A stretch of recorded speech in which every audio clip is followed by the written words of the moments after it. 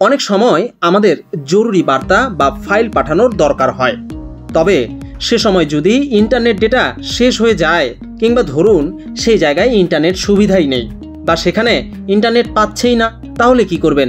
নিশ্চয়ই হতাশ হবেন। কিন্তু না, আপনি জানলে অবাক হবেন, এমনও কিছু অ্যাপ রয়েছে যেগুলোর মাধ্যমে ইন্টারনেট ছাড়াও বার্তা পাঠানো যায়, ইন্টারনেট ছাড়াও ফাইল পাঠানো যায়। যেসব অ্যাপে জানাবো এই সম্পর্কিত কিছু তথ্য। শুরুতেই ব্রায়ার অ্যাপটি শুধু অ্যান্ড্রয়েড মোবাইলেই ব্যবহার করা যায়।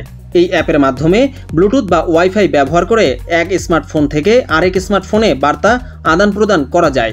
ব্রায়ার অ্যাপের বড় সুবিধা হচ্ছে এটি একটি সরাসরি সংযোগ মাধ্যম।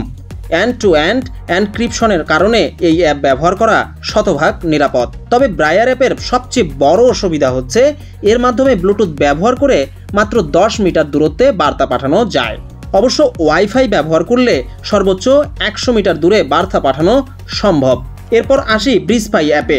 ব্রায়ারের মতোই একই পদ্ধতিতে ব্রিজপাই অ্যাপ অ্যান্ড্রয়েড ও iOS উভয় ডিভাইসেই ব্যবহার করা যায়। এই অ্যাপটি ব্লুটুথের মাধ্যমে 330 ফুট দূরত্ব পর্যন্ত বার্তা পাঠানো যায়। সবশেষ ব্লুটুথ চ্যাট। ব্লুটুথের মাধ্যমে সংক্ষিপ্ত বার্তা এবং ছবি পাঠানো যায়।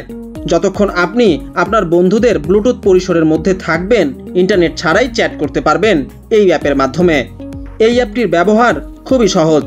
ব্লুটুথ চ্যাট সম্পূর্ণরূপে ওপেন সোর্স এবং আপনি সহজেই ব্লুটুথের মাধ্যমে অ্যাপটির একটি এপিক ফাইল শেয়ার করতে পারবেন।